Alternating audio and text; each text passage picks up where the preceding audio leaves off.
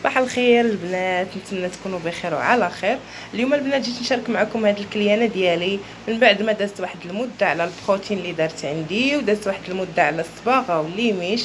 اليوم جات البنات باش تعاود ليميش، حيت لي غاسين طلعوا، ها نتوما كيف كتشوفوا معايا لي غاسين طلعوا، وجات باش تعاود ان شاء الله ليميش.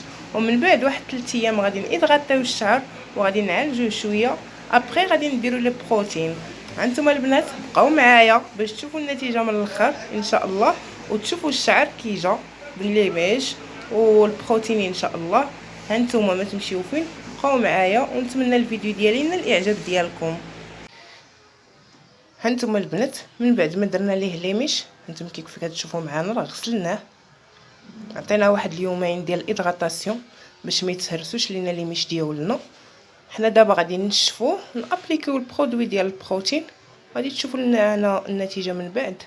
هانتوما البنات كيف كتشوفوا، بقاو معنا ما تمشيو فين.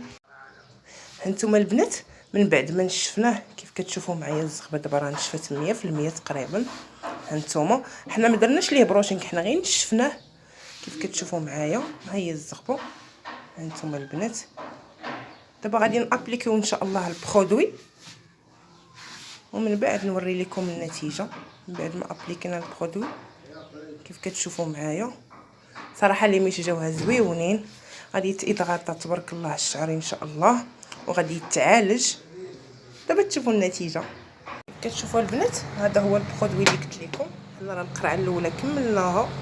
هذا هو ديال المكاداميا زائد زيت الكوكو والباباكي من شركه ديال امازون ديال بوزكري، الاكبر موزع في المغرب. وبالنسبه لهذا البرودوي البنات راه لقى نتيجه رائعه، راه خداوه حتى الناس في جنوب افريقيا، يعني كاينين صالونات تما اللي تيتعاملوا مع الشركه ديال بوزكري خداوها. نتوما كيف كتشوفوا لا تكستيس ديالو خاطره، كيف كتشوفوا هذا هو البرودوي. وبقاو معنا نابليكيوه في الشعر ومن بعد ندير لكم فيديو تشوفوا كيفاش داير. هانتوما البنات من بعد ما سالينا الحصه ديال البارح، هذه رحنا في الحصه الجوجه. هاد الطريقه باش كنابليكيو الشعر بلا بلاك، باش كنخدموه كنضربوا شي 8 ضربات ولا 10 ضربات باش البرودوي كيدخل مزيان في الشعر. قداش ما البنات البروتين جلس في الشعر راه قداش ما تيعطي نتيجه زوينه. بالنسبه للبنات البروتين راه كيبغي يجلس من 48 ساعه حتى 72 ساعه في الشعر، راه ما عنده حتى تاثير.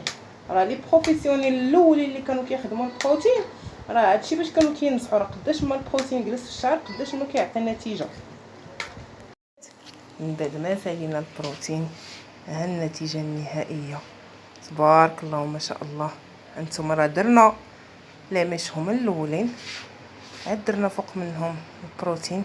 كيف كتشوفوا البنات الزغبه كي دايره ما شاء الله، الادغاطاسيون ولا بغيونس حتى هي رائعه. هانتوما كيف كتشوفوا البنات، هانتوما شفتوا الصحه والراحه.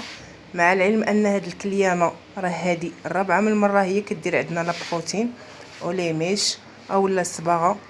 مرحبا بها ومرحبا بكم كاملين، وشكرا على المشاهده، ونتمنى الفيديو ينال الاعجاب ديالكم. بالنسبه للبنات واحد النصيحه كنصح بها البنات اللي دايرين البروتين او لا ما دايرينش البروتين، هاد لو ماسك هذا راه ماسك جد رائع ديال المكاداميا، وفيه الكولاجين، فيه داك الزيوت الطبيعيه، رائع للشعر المتضرر او الناشف. كنصح به البنات اللي بغاتو مرحبا، كنتقداه من عند الشركه اللي كنتعامل معاها. مرحبا بكم وشكرا على المشاهده، والى فيديو اخر ان شاء الله.